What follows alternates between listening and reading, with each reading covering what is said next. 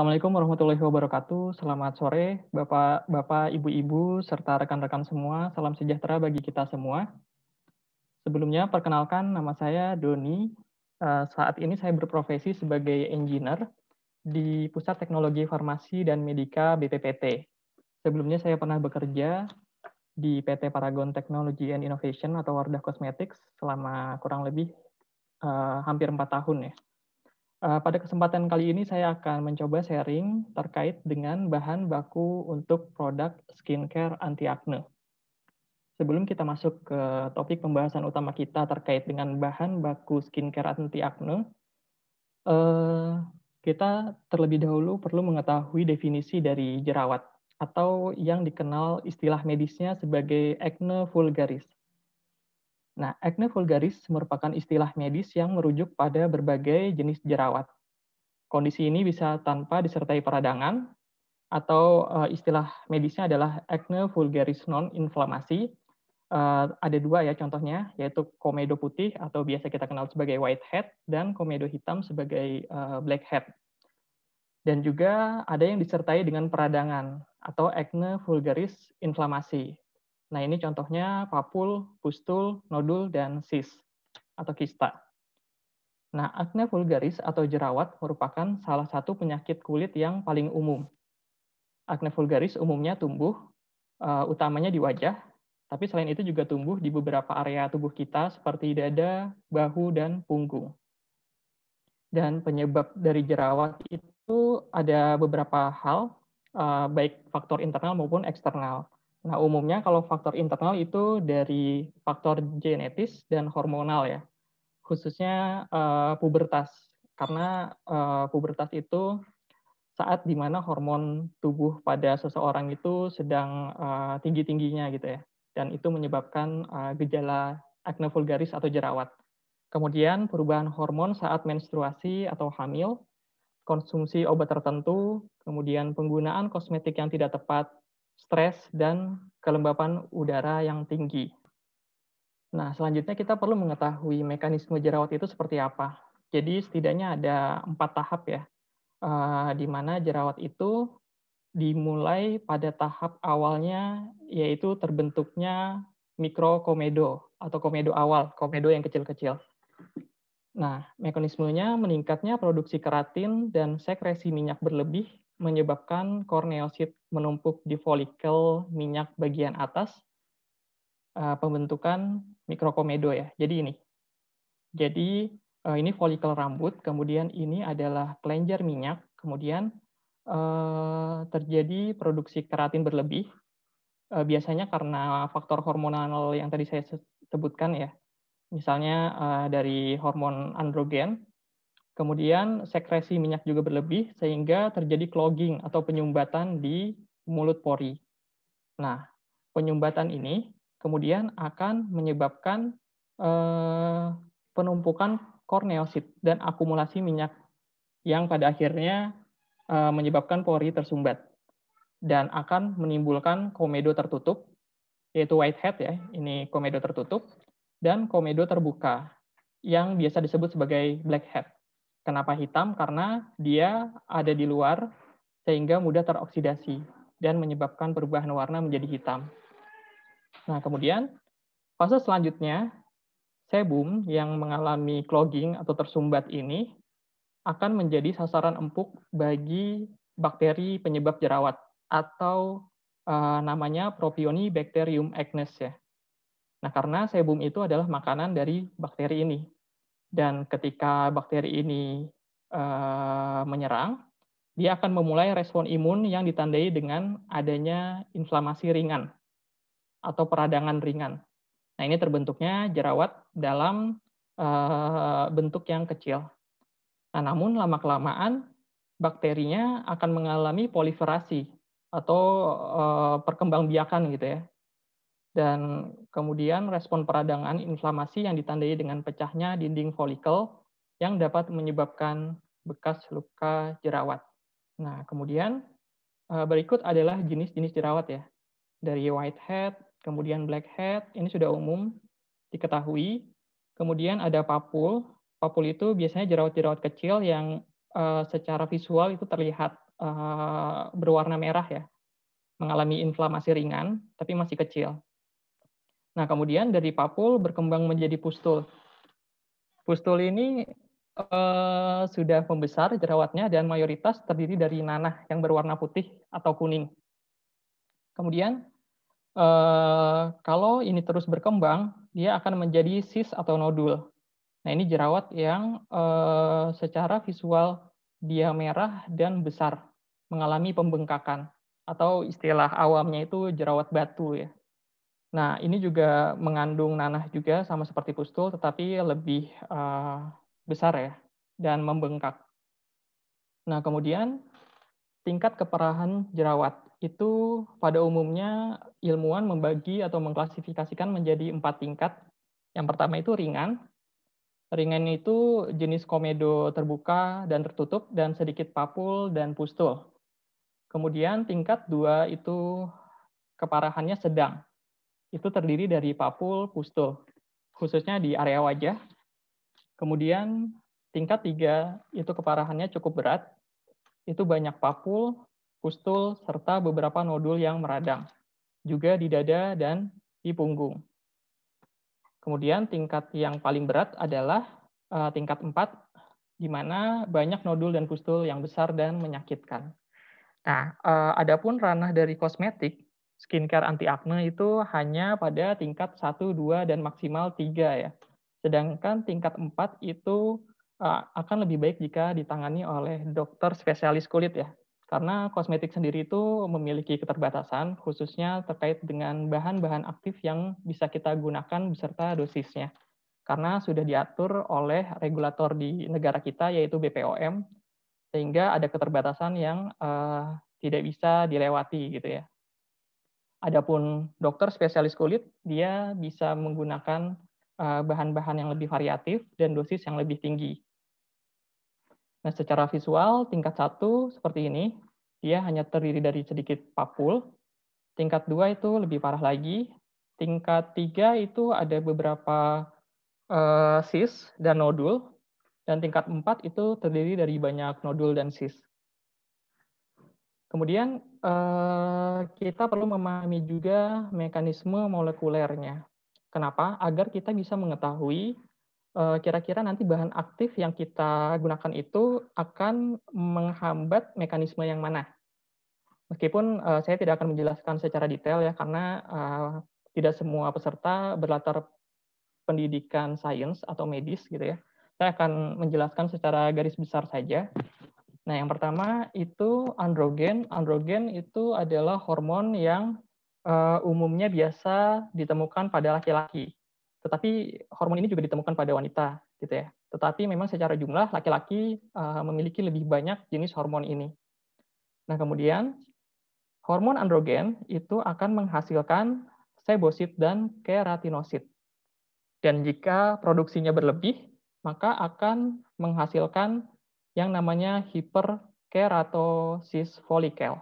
Folikel rambut yang tadi sudah dijelaskan ya, mekanisme jerawat. Nah, untuk yang sebosit itu akan memproduksi minyak atau sebum berlebih. Nah, jika kedua pasangan ini bertemu, maka akan terjadi clogging gitu ya, atau penyumbatan pada pori folikel dan akan menghasilkan adanya komedo. Nah, pada tahap ini, jika komedo ini diserang oleh bakteri Propionibacterium acnes, maka akan berlanjut prosesnya gitu ya, menjadi lebih kompleks. Tapi pada akhirnya hasilnya adalah terjadinya inflamasi atau peradangan. Khususnya dari ini ya, istilahnya interleukin dan tumor necrosis factor alpha. Ini merupakan ekspresi sitokin proinflamasi.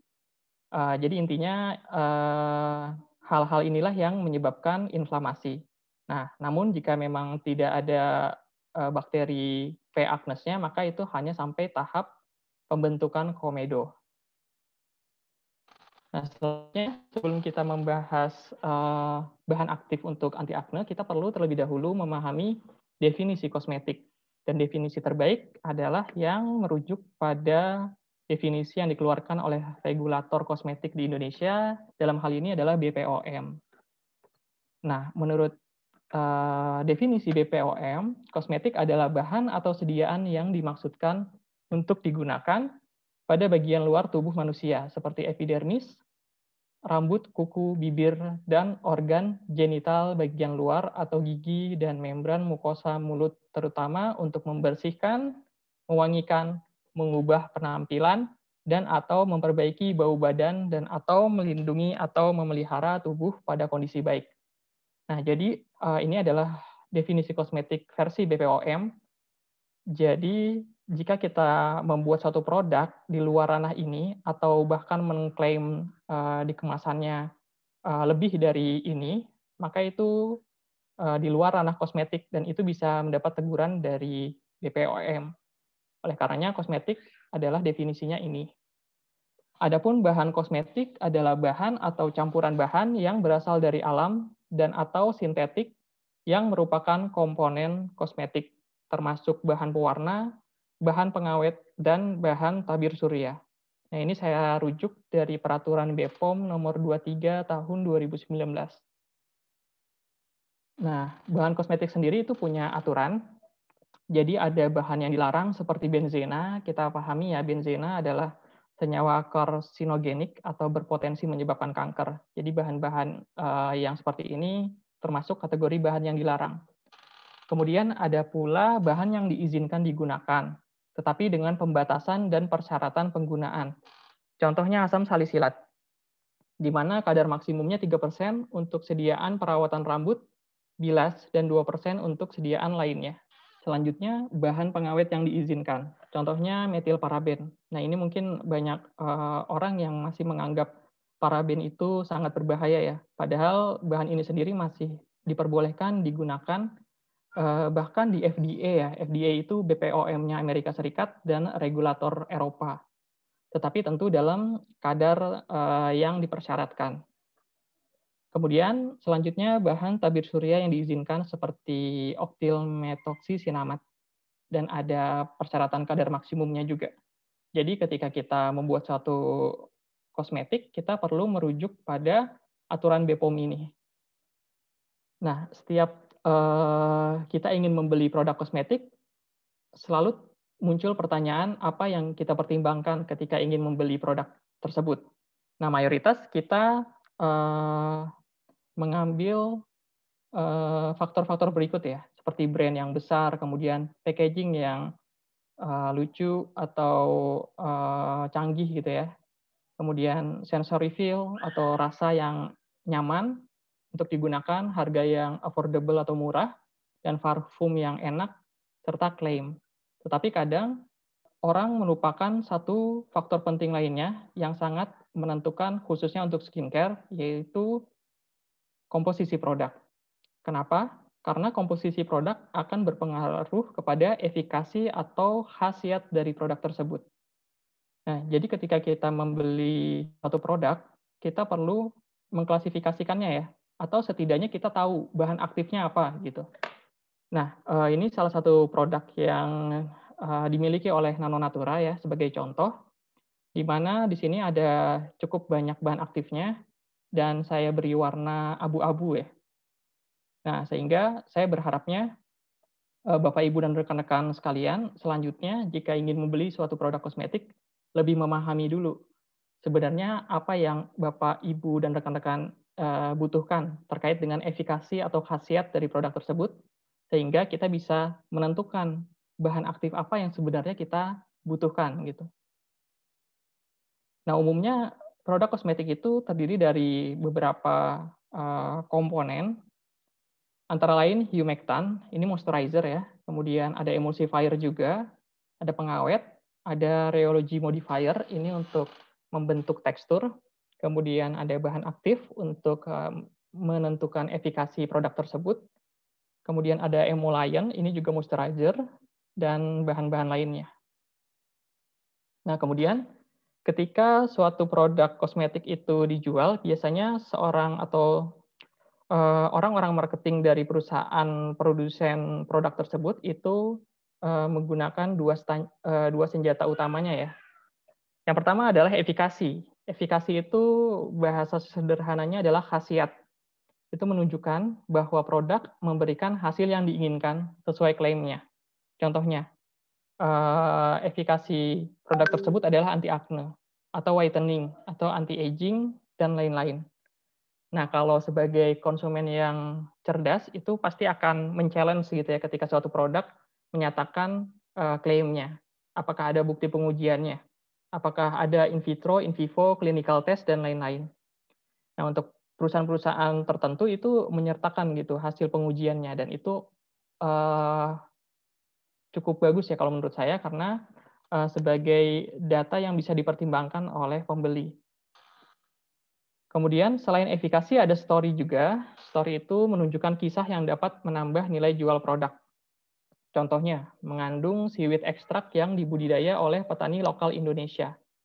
Contoh lainnya, mengandung gold yang berfungsi membantu mencerahkan dan menutrisi wajah secara optimal. Nah, mengandung goldnya ini yang saya tekankan. Jadi memang produk kosmetik itu tidak lepas kaitannya dengan lifestyle atau fashion dari konsumennya. Sehingga story juga perlu ditambahkan terhadap produk tersebut. Nah, kemudian kita masuk ke strategi pencegahan dan treatment jerawat itu sendiri ya. Di sini saya propose 2 strategi. Yang pertama adalah strategi preventif atau pencegahan, yaitu dengan menghindari kosmetik yang mengandung bahan baku yang berpotensi menyebabkan komedo dan bersifat iritatif. Nah, ini bisa dilihat dari tingkat komedogenisitas dan iritasi dari setiap bahan baku. Nah, ini nanti akan merujuk ke literatur ya. Kemudian strategi selanjutnya adalah corrective action atau strategi treatment terhadap jerawat itu sendiri, yaitu dengan menggunakan kosmetik yang mengandung bahan-bahan aktif dengan mekanisme antibakteri, antiinflamasi, keratolitik, dan terakhir sebum regulator atau oil control. Nanti saya akan jelaskan kenapa kita menggunakan setidaknya 4 mekanisme ini. Nah, ini merupakan hasil studi dari seorang peneliti yang bernama Fulton. Memang sudah cukup lama, di tahun 1989, tetapi penelitian ini masih tetap dijadikan guideline khususnya oleh formulator kosmetik ataupun untuk konsumen ya, sebagai rujukan tingkat komedogenisitas dari bahan baku kosmetik. Jadi Fulton ini melakukan penelitian di mana bahan baku kosmetik ini diterapkan atau diuji cobakan ke telinga dari kelinci albino Selandia Baru. Kemudian keratosis follicle dinilai secara makroskopis, secara visual, dan mikroskopis dengan mikrometer untuk mengukur lebar keratosis folikuler. Pengukuran mikroskopis dengan mikrometer serupa diperoleh dengan rata-rata lebar 6 folikel di bawah perbesaran 430 kali setelah spesimen biopsi 6 mm yang diawetkan dalam formalin, dipotong pada 6 mikron, dan diwarnai dengan hematoksilin eosin. Hasilnya kemudian digabungkan dalam skala 1-5. Nah, berikut skalanya. Nah, jadi ada range-nya, pembacaan mikrometernya, dan masing-masing range itu dikategorikan di levelnya masing-masing, di mana 0 yang paling rendah dan 5 yang paling tinggi. Baik untuk tingkat komedogenisitas dan tingkat iritasi ya. Jadi 5 yang tertinggi, 0 yang terendah. Nah, kemudian beberapa hasilnya adalah seperti ini. Diketahui bahwa setil asetat atau nama lainnya acetylated lanolin alcohol itu tidak hanya komedogenik tetapi juga iritatif. Nah, ini jadi telinga kelincinya. Yang sebelah kanan ini diperlakukan menggunakan bahan baku yang ingin diuji, sedangkan yang satunya lagi itu dibiarkan begitu saja sehingga bisa dibandingkan gitu, kiri dan kanannya. Ternyata setil asetat itu memiliki sifat komedogenik. Nah, ini yang paling terkenal ya. Salah satunya yaitu isopropil miristat. Isopropil miristat itu memiliki nilai komedogenisitas yang sangat tinggi. Dan tidak hanya komedogenik, tetapi bahan ini juga iritatif. Nah, jika dibandingkan dengan bahan alternatifnya seperti oktil, dodesil, stearoyl, stearat, itu dia lebih safe ya. Nah, kemudian contoh lainnya, alkohol rantai cabang lebih komedogenik dan iritatif dibandingkan alkohol rantai lurus. Nah, ini contohnya. Jadi setil alkohol itu alkohol rantai isosetil alkohol itu adalah alkohol rantai cabang. Sedangkan setil alkohol dia rantai lurus. Yang bercabang itu lebih bersifat komedogenik dibandingkan yang rantai lurus. Nah, ini contoh lainnya, ini penggunaan pigmen ya. Pigmen DNC Red 36 itu jika dilarutkan dalam dua jenis pelarut yang berbeda menghasilkan hasil yang berbeda. Yang satu dilarutkan dalam propilen glikol, yang satu dilarutkan dalam mineral oil. Nah, berikut listnya. Saya hanya akan menyebutkan yang tingkatnya tinggi saja. Ini contohnya adalah setil alkohol ya. Tingkatnya 4, di mana yang tertinggi itu skalanya 5 ya. 4 itu sudah cukup tinggi. Kemudian ada PEG 16 lanolin atau solulan 16. Kemudian ini ada lauric acid.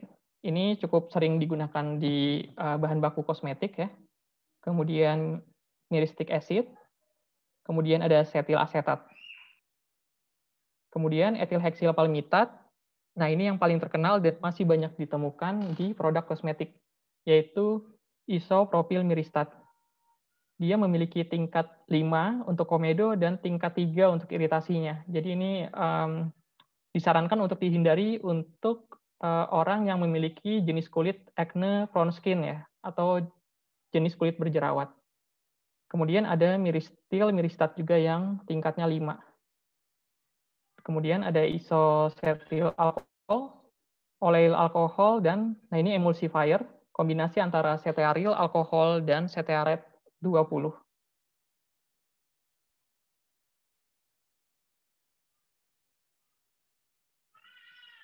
Nah ini nanti bisa Bapak Ibu lihat ya, nanti materinya insya Allah akan saya share. Bisa dijadikan sebagai guideline juga, misalnya Bapak Ibu memiliki permasalahan kulit berjerawat untuk ya setidaknya bisa menghindari kosmetik yang menggunakan bahan-bahan dengan tingkat komedo dan iritasi yang tinggi.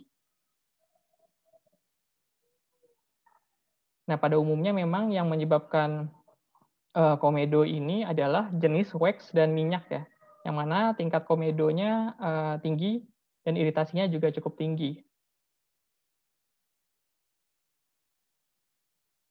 Adapun untuk silikon dia relatif aman ya.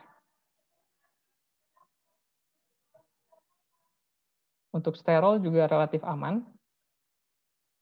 Dan vitamin dan herbal ini ada beberapa yang cukup tinggi, tetapi ada keterangannya di mana hasil tergantung pada sumber bahan bakunya. Untuk pengawet relatif aman, kecuali water soluble sulfur.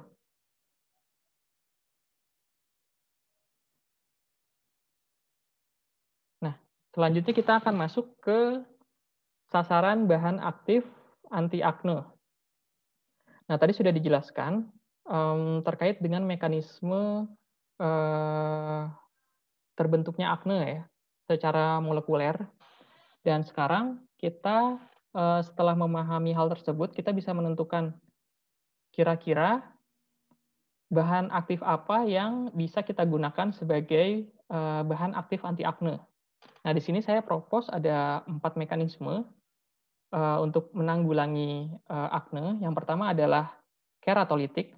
Keratolitik itu fungsinya adalah untuk istilah umumnya itu seperti mengamplas ya, mengamplas keratin yang terbentuk akibat hiperkeratosis folikel.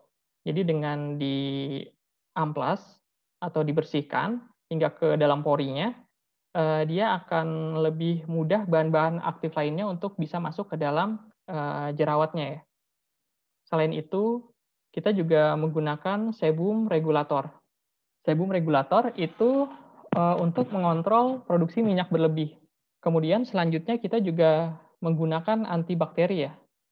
Ya misalnya komedo tetap terbentuk, setidaknya kita ingin agar komedo ini tidak sampai tahapannya ke inflamasi atau jerawat inflamasi.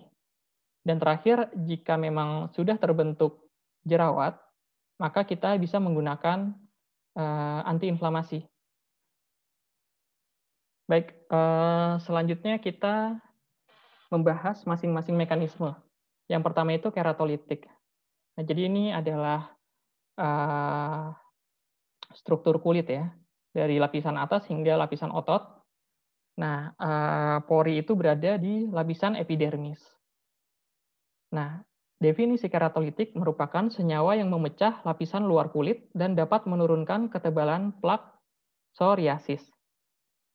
Selain itu, plak yang lebih tipis memungkinkan penetrasi yang lebih baik dari senyawa aktif lainnya. Jadi yang pertama, jika ada akne, pasti kan kita ingin agar si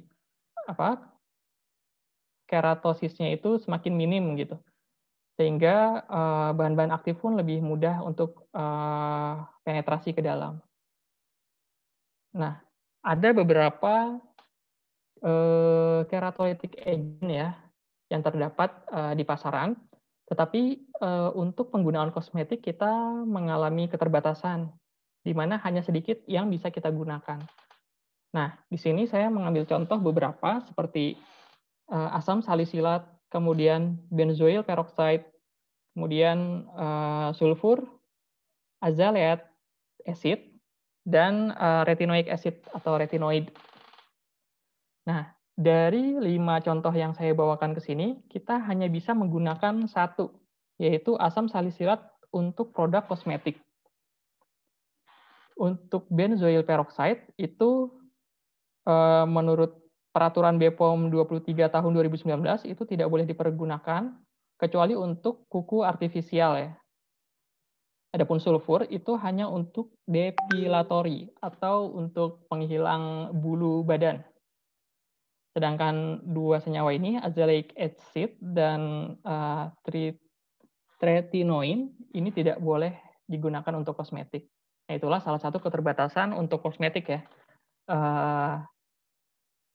Beda kasusnya jika dengan resep dokter spesialis kulit. Mereka bisa merekomendasikan bahan-bahan yang dilarang digunakan di kosmetik gitu ya. Tetapi untuk kosmetik sendiri, salicylic acid ini sudah cukup bagus untuk daya keratolitiknya, di mana kadar maksimal yang diizinkan oleh BPOM untuk salicylic acid adalah 2%.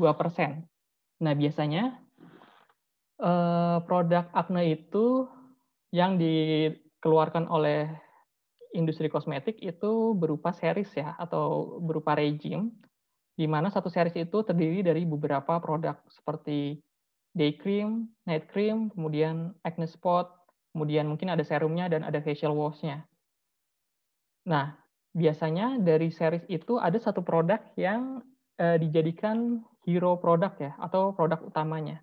Dan itu biasanya acne treatment atau acne spot gel atau cream. Nah, biasanya untuk produk hero itu akan menggunakan kadar maksimum untuk masing-masing bahan aktif anti akne di masing-masing mekanismenya. Nah, biasanya untuk asam salisilat untuk hero produknya itu dioptimalkan di 2%. Tetapi memang ada beberapa persyaratan ya, seperti tidak digunakan untuk anak di bawah usia 3 tahun. Nah, beberapa literatur ilmiah juga mengkategorikan AHA itu sebagai keratolitik. Tetapi mari kita bahas lebih lanjut ya. Kalau saya pribadi, saya tidak memasukkan AHA sebagai keratolitik. Kenapa? Jadi ada AHA ya, alpha hydroxy acid dan BHA, beta hydroxy acid, yang mana contohnya itu salicylic acid yang tadi sudah dijelaskan sebelumnya. Nah, untuk AHA itu contohnya ada beberapa seperti glycolic acid, lactic acid, mandelic acid, malic acid, tartaric acid, dan citric acid. Nah, untuk AHA, dia itu kemampuannya adalah eksfoliasi.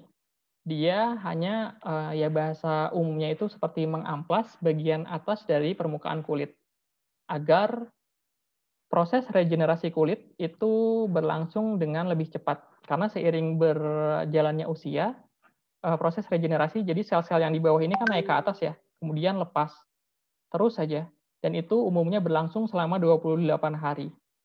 Nah, AHA itu sebagai agen eksfoliasi itu bertindak untuk mempercepat terjadinya siklus regenerasi kulit yang tadi sudah dijelaskan. Tetapi dia tidak dalam eksfoliasinya ya. Yang dalam itu adalah keratolitik. Kenapa keratolitik itu bisa menjangkau hingga ke dalam pori? Alasannya adalah sebagai berikut. Karena BHA itu dia memiliki bagian struktur yang menyebabkan dia lebih nonpolar atau lebih larut minyak. Sedangkan AH dia lebih larut air.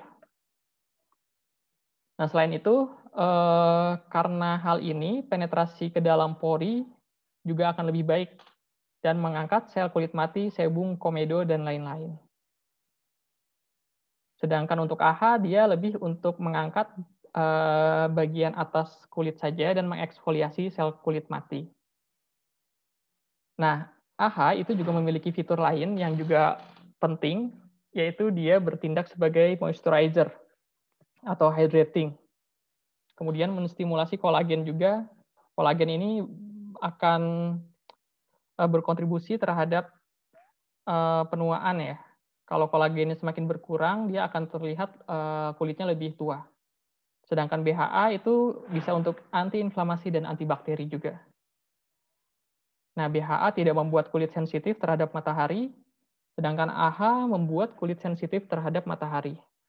Kemudian AH mengembalikan kelembapan dan kekenyalan, merebajakan kulit kusam, mengurangi garis-garis halus, membantu memudarkan hiperpigmentasi, dan membantu memperbaiki tekstur kulit. Jadi intinya dia berkontribusi untuk anti-aging juga, berkontribusi untuk whitening juga, karena dia membantu untuk memudarkan hiperpigmentasi.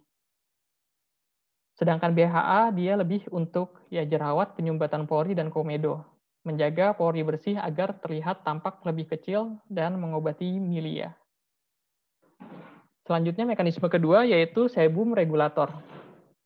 Nah, testosteron itu sama ya, bagian dari hormon androgen itu dikonversi oleh sebuah enzim yang bernama 5-alfa reduktase, menghasilkan 5-alfa dehidrotestosteron atau DHT.